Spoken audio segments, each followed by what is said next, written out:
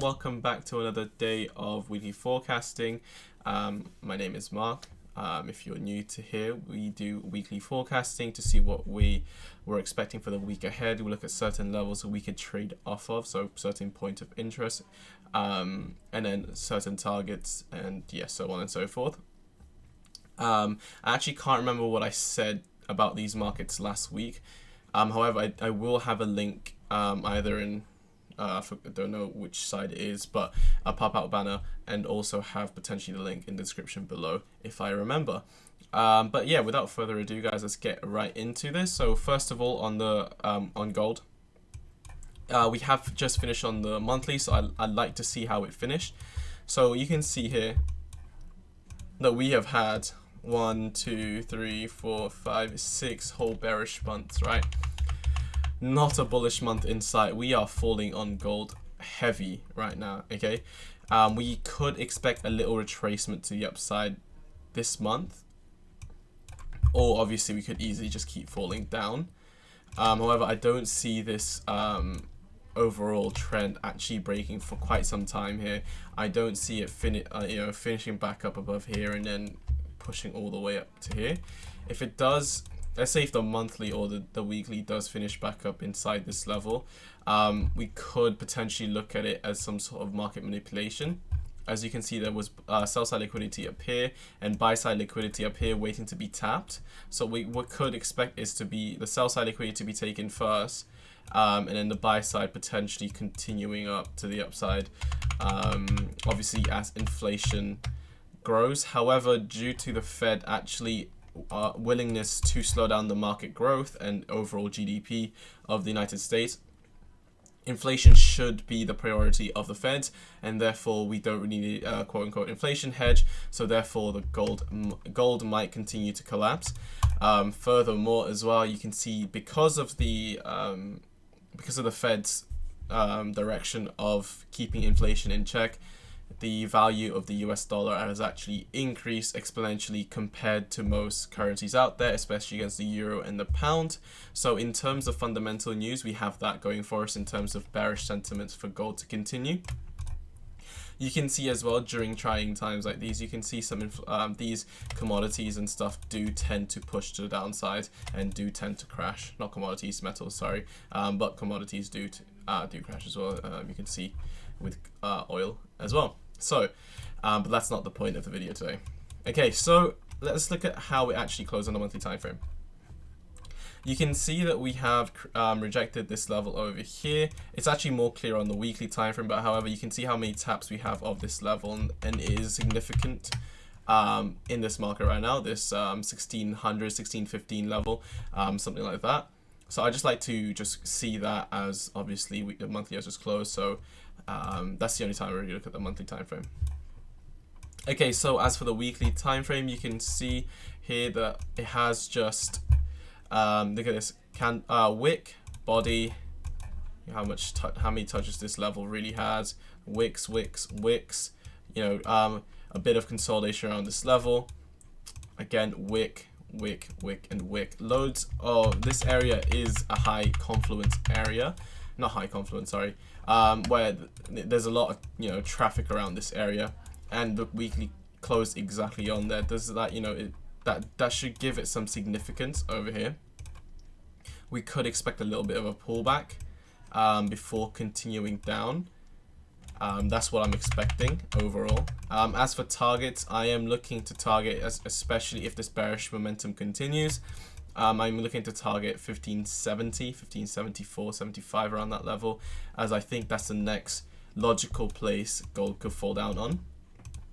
As for the daily time frame, you can see here on the daily we have this level, this body, this huge level of resistance now, which was previously support, where we have created a double bottom over here. Don't like to label it, however, let's just call it a double bottom. And then what happened when we blasted through it, we fell down loads. Okay, so this is a high area of interest for us. Okay, so now we're expecting for potentially to be magnetized to that level and then continue down. I may look into buying into that level. Obviously depends on how the setup happens, but I'll show you guys later on as we go on. Okay, as for the 12-hour, let's look at the VWAP and how the quarter, because actually the quarterly VWAP is actually about to close, and it has just closed. So when the next morning opens, so when the market opens, it's actually going to start into a, you know, a little small VWAP, kind of like this one, for the next you know, month, well, not month, the next quarter. So as simple as that. But yeah, so 12-hour, you can see that we have just tapped this VWAP over here perfectly. However, it's a bit less relevant now. I think the only relevant piece of information we have currently in this market is the volume. Okay, so where are the volumes at, where the volume clusters, where the spikes at, where the nodes at? That's probably what we're looking at in this 12-hour time frame. And 4-hour time frame actually. But yeah, so you can see that we actually have a huge volume spike around this level over here of consolidation. What we could see is potentially a rejection of these spikes, and we could actually see a fall to the downside here, especially as you can see. So the buying over here actually doesn't have much volume to it. So you can see that obviously that we had loads of buyers over here. So what we could expect is for it to kind of take it back down and tap these buyers out. As you can see, they don't really influence the market much in terms of volume. So so yeah, we could look at tapping them out to the downside and continuing that bearish sentiment. We also have this consolidation on the 12-hour and the 4-hour, well, you know, intraday time frames, which again, when you see a rotation like this, okay, and then price breaks out of it, what could potentially happen is to retest that, and then these sellers over here, well, the sellers in this case, is going to defend their positions and potentially sell the market back down. You can see how much volume they already put into the market over here. Quite a bit, right? So they may have influence in the market and it continue the price to the downside. As for the 4-hour time frame, okay, so 4-hour time frame, you can see how the VWAP really finished. So we had a rotation play kind of on the 4-hour on the weekly VWAP, where every time it touched the VWAP, it would spike up. Again, it could potentially happen again, where, you know, if it does blast through these highs over here, we could expect price to actually rally to the upside, as one, it's taken out all these sellers over here. Okay, so think of it logically right here. So if there was a lot of sellers over here, okay, let's say there's a lot of sellers, and you can see that the volumes over here, if price blasts through it, what do these sellers have to do? They have to buy back the positions. And if they're buying back the positions in this amount, what could potentially happen? We could potentially see a huge rally to the upside. That's what we could expect, again, if this level doesn't hold and we break this consolidation level. Okay. As for the hour time frame, you can see actually it's a bit of a shift in my bias over here. As you can see, we have created buy side liquidity up here, sell side liquidity down here. What I'm expecting to happen is to take out this sell side liquidity.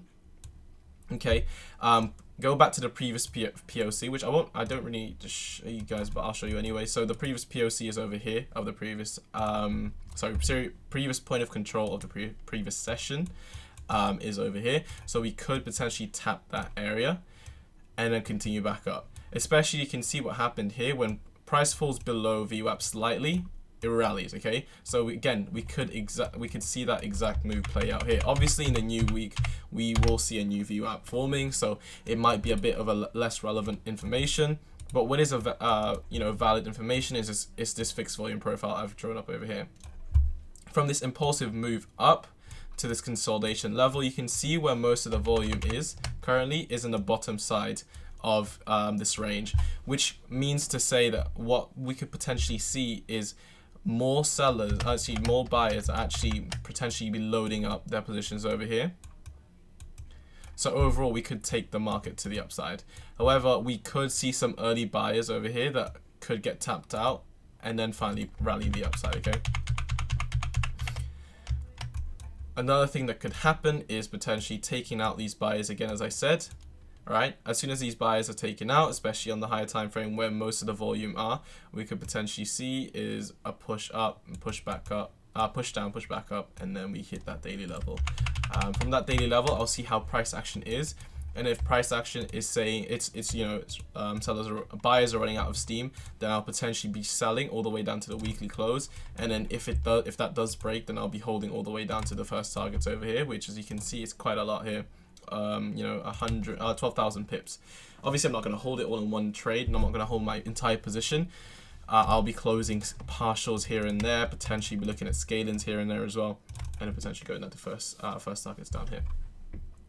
As for pound yen, okay, so let's start off with the monthly time frame, okay?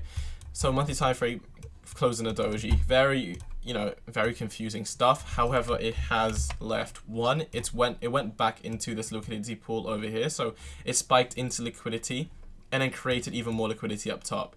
So now we have two sides of liquidity. We got buy side over here and we got sell side over here. Which direction it takes, again, we can't really tell, especially in these higher time frames. It's harder to tell where it could potentially go. So what we're gonna have to do is go in the lower time frame and take it step by step, and you know, just kind of almost scout the market in a longer term way. I don't know if that makes sense to you guys, but it makes sense to me. Okay. As for the weekly targets, so my potential first targets is down here.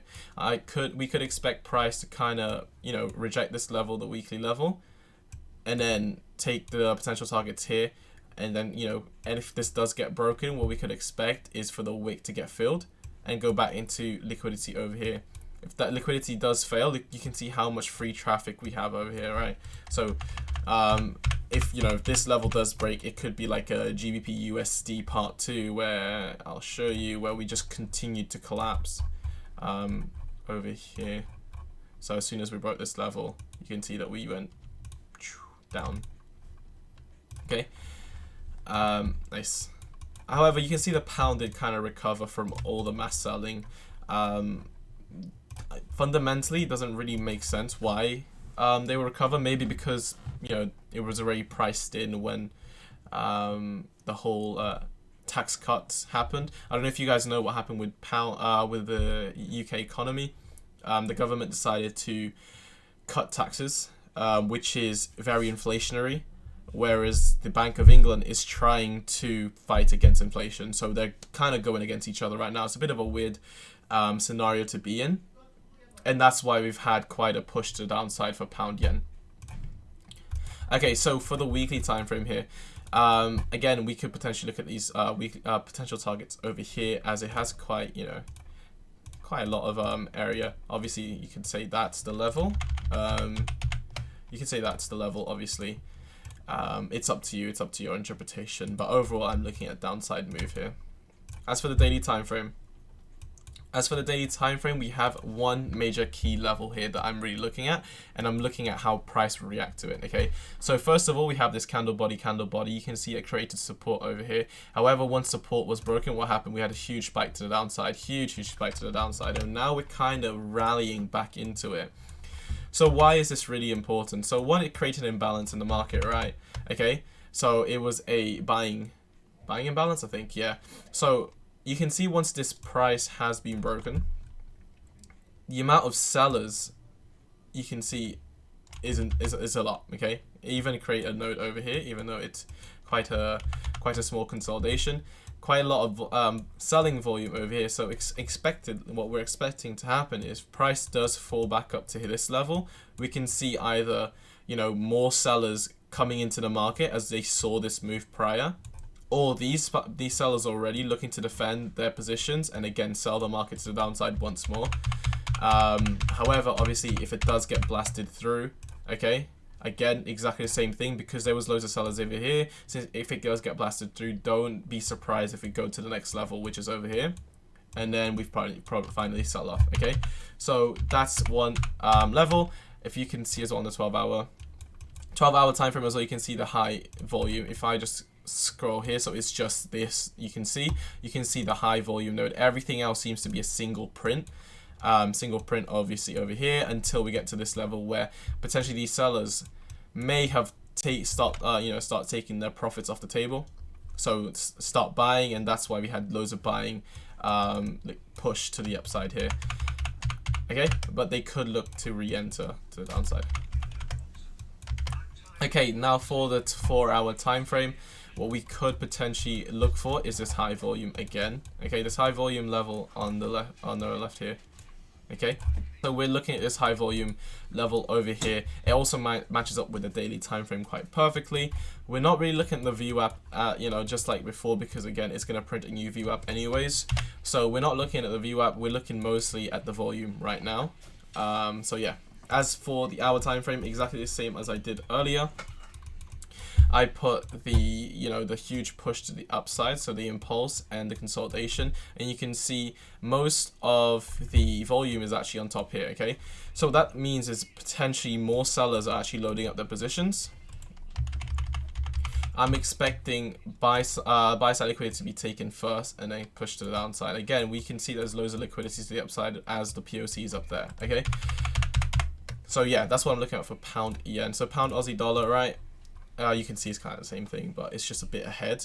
And I'll show you guys why that's okay. So again, so pound Aussie dollar kind of finished very bullish over here. Liquidity grab down to this side. So that was a liquidity grab for this. We had loads of sellers over here as soon as this level broke, and then as soon as this level is tapped, you can see that loads of buyers stepped into the market and pushed the price up. And also you can imagine the amount of take profits that happen on that level as well. As for potential targets, I'm looking at this level first. And then it's actually supposed to be this level. However, on the daily, it does make sense to put it in put it down here. That's what I did, and then potentially going down to the liquidity grab over here. But for now, we're looking at potential targets of 1.66 as a psychological level as well. I don't think that was supposed to be on there. Yeah, so you just see here most of the volume. I mean, this one was kind of balanced, but the most of the volume was still kind of on the upper side of this, and so that's why the price continued to rally to the downside as there were more sellers kind of loading in their positions. That's basically what it was. I don't know why it was on there. But yeah, so as for the daily time frame, again, we have this consolidation, kind of exactly like the pound yen scenario over here. Consolidation over here, we have high liquidity over here, which matches up with the weekly time frame, weekly level actually. So there you go. And then yeah, so we're expecting price and sellers to kind of hold their positions over here for the push to the downside. As for the 12-hour time frame, it just makes it in a clearer way. So you can see again, we're not really going to look at this VWAP anymore. However, we did actually finish just below the VWAP over here, just below it. Just to show you guys, just below the VWAP. Could have retested it and then pushed the downside. That would have made sense because it is very close to high volume area here. So loads of sellers could have stepped in and pushed the price down. Again, guys, so if this area, a point of interest, does get pushed, you know, just get rallied and ran through, just look for the next level of support, as now we have loads of those sellers' liquidity. Okay, now we can push the price to the downside. As for the 4-hour time frame, basically it's just a very impulsive move to the upside. Beware of this high volume node on the left. Once price go down, we could potentially see a bounce from there and price pushes up. So just beware of that little things, and that's basically just up to your risk management really, and trade management. Sorry, not risk management. And as for the 1 hour over here, so we have created obviously buy side liquidity, sell side liquidity over here. Again, I did exactly the same thing. So I put it from the impulse all the way up to this. Let me just make it clearer. So impulse all the way up to this before the breakout. You can see most of actually this one actually, yeah, most of the sellers, most of the positions actually up here, right? So we could expect all this buy side liquidity to be taken, and once we finish back down below into this range, we could potentially see the push down to 1.66. But yeah, so now that's what we're expecting overall. Yeah, so if you guys have any questions at all, obviously just comment it down below. If you guys you know, want anything to be looked at next week, obviously let me know. But that's about it. So I hope you guys have a safe you know, week to the market. Just be careful, guys. It is the monthly open, the start of the month, so be careful. We might see a bit of manipulation here and there, especially as the top wick, bottom wick are forming. So yeah, just get a gist of the market before executing and over leveraging whatever people do. So yeah, thank you very much for watching, guys. I'll see you guys in the next one. Bye.